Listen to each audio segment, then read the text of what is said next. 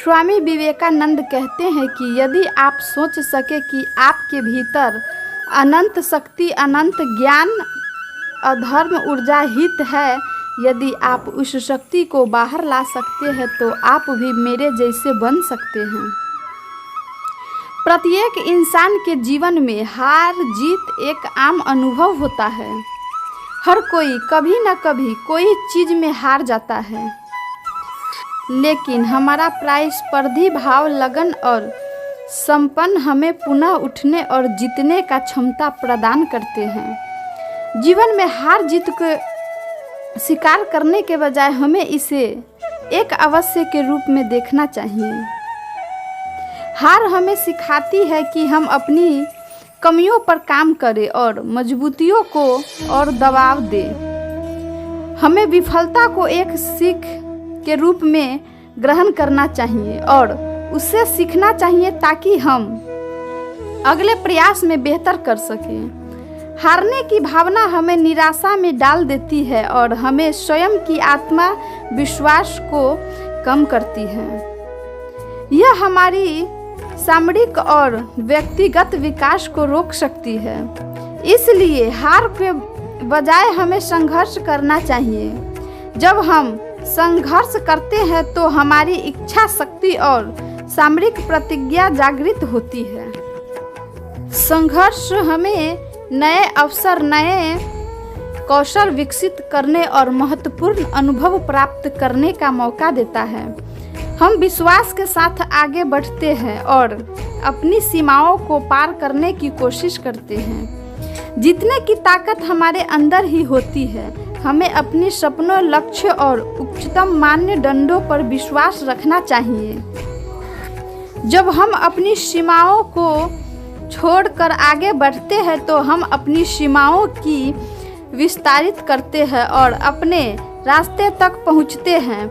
यह स्वयं की सीमाओं का परिभाषित करने की मान्यता है जो हमें आगे बढ़ने में प्रेरित करती है। हारने की भावना कई तत्वों से प्रभावित होती है, जैसे कि डर, निराशा, निर्भरता और आत्मविश्वास की कमी। हमें इन तत्वों के साथ निपटने और सकारात्मक मार्ग चयन करने की जरूरत होती है।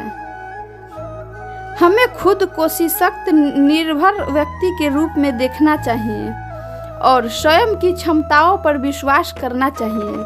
हमें खुद को संघर्ष करने के लिए प्रेरित करना चाहिए और विफलता को प्रगति का एक साधन मानना चाहिए। संघर्ष और सफलता स्वाभाविक अंग है। हम अपने आसपास देखते हैं कई महान व्यक्तित्व और उद्यमी ने अपने जीवन में कठिनाइयों का सामना किया है और पराजित भी किया है। समस्याओं और चुनौतियों से निपटने का महत्वपूर्ण तत्व है। हमारी मानसिक दृष्टि से, सकारात्मक की दृष्टि से चुनौतियों को देखना चाहिए और उन्हें एक अवसर के रूप में स्वीकार करना चाहिए। हमें यह सोच बढ़ाना चाहिए कि यह एक मौका है, हमारी प्रगति का एक मौका, हमारी क्षमताओं का निर्माण करने का और अवसरों को आगे बढ़ाने का। इस प्रकार अगर हम हार को स्वीकार नहीं करते हैं और संघर्ष करते रहते हैं तो हमारी संघर्षशीलता, आत्मविश्वास, मनोबल हमें असाधारण सफलता तक पहुंचा सकते हैं। हमें अपने लक्ष्यों तक अग्रसर रखना चाहिए। हमें हमेशा जीत की उम्मीद रखना चाहिए। इससे हम अवसरों को प्राप्त करते हैं और अपनी सफलताओं, सीमाओं को पार कर पाते हैं। इसलिए हमें हार मानने के बजाय संघर्ष करें और अपने सपनों को हकीकत में बदलने के लिए निरंतर प्रयास करते रहना चाहिए। किसी ने खूब कहा है कि मन के हारे हार है, मन के जीते जीत। कहने का अर्थ हार मानने या किसी समस्या के आगे घुटने टेकने के बजाय हमें अपने मन पर काबू पाने, मन को मजबूत बना कर रखने का प्रयास करना चाहिए। तभी हम जीवन में सफलता पा सकते हैं। अगर हम स्वयं हार नहीं मानते हैं तो यकीन मानिए आपको इस दुनिया में कोई नहीं हरा सकता। जब तक आप हार नहीं मानेंगे, जब तक मैदान में डटे रहेंगे, तब तक आपकी विजेता बनने की 100 विजेता बनने की भावना बनी रहेगी। जिंदगी के मैदान में कभी भी प्रयास करना मत छोड़िएगा। बार बार गिरो लेकिन फिर से उठकर खड़े हो जाओ। कभी हिम्मत मत हारना, कभी अपना विश्वास मत खोना। बस देखते रहना, क्योंकि आज अंधेरे है तो हो सकता है कल यह अंधेरा और भी गहरा हो जाए, लेकिन यह विश्वास कीजिए परसों उजाला जरूर होगा। तब यह अंधेरा भी दूर भाग जाएगा। जब हम सही रास्ता पर चल रहे हैं तब हमें अपनी मंजिल करीब नज़र आती है तो हमें बहुत खुशी महसूस होती है। पर ज़रूरी नहीं कि हम अपनी मंजिल तक पहुंच जाएं, क्योंकि मंजिल तक पहुंचने के लिए छोटे छोटे रास्ते को भी दूरी तय करनी पड़ती है और कई बार उस दूरी के रास्ते बंद हो जाते हैं। हम कह सकते हैं कि हमारी किस्मत खराब है, यह हमारे भाग में नहीं है, लेकिन हमें हार नहीं माननी है और यह नया रास्ता चुनना है और किस्मत को यह बताना है कि हम अपना भाग्य स्वयं लिख सकते हैं, क्योंकि हम जानते हैं कि रुक जाएंगे तो मंजिल नहीं मिलेगी और किसी को रास्ता नहीं मिलता।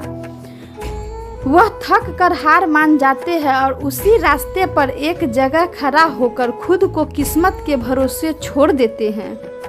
जरा ध्यान से सोचिए कि हर खेल किसी की सीम का है या हाथों का लकीर का। सोचते हैं तो बिना हाथ वाले भी किस्मत होती है। देखिए, किसी को कुछ भी पता कि कब क्या होगा, हमें बस अपनी किस्मत खुद बनानी है। आपको जीवन के इस मैदान में कुशल खिलाड़ी की तरह डटे रहना है। हो सकता है कि कोई और सफलता मिल जाए, लेकिन कोई और भी एक सफलता जीवन को और सफल बना दे। इसलिए फिर से उठो और ऐसी छलांग मारो कि सारी दुनिया आपकी मुट्ठी में आ जाए। बदलते ज़माने के साथ लोगों का रहन सहन तो बदल ही रहा है, साथ जीने का तरीका भी बदल रहा है। आज कई लोगों ऐसे हैं, या तो कोई मजबूरी है, जैसे मजबूरी इत्यादि के कारण अकेले रह रहे हैं, तो कुछ लोग ऐसे भी है बिना किसी मजबूरी के अपनी मर्जी से अकेला रहना पसंद कर रहे हैं। अकेले रहना वाकई आसान काम नहीं है। जो लोग अपनी मर्जी से अकेले रहते हैं उनमें कुछ बुनियादी गुण होते हैं।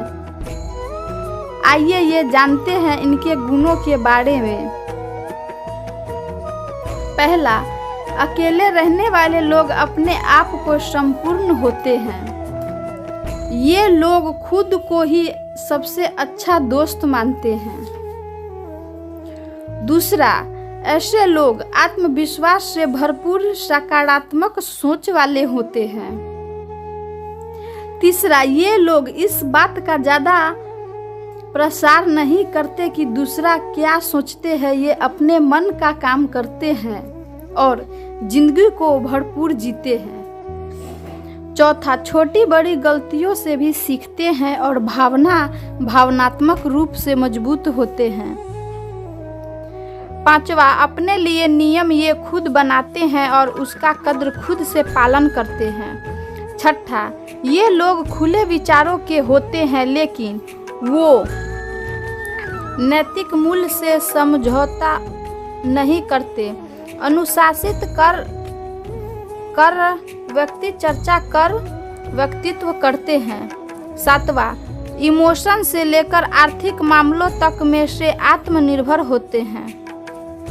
8वां, ये अपने जीवन में स्पष्ट और ईमानदार होते हैं, उतना ही काम अपने हाथों में लेते हैं जितना कि वह कर पाए, जितनी जिम्मेदारी वह लेते हैं फिर उसे परादी खूबी से निभाते भी हैं।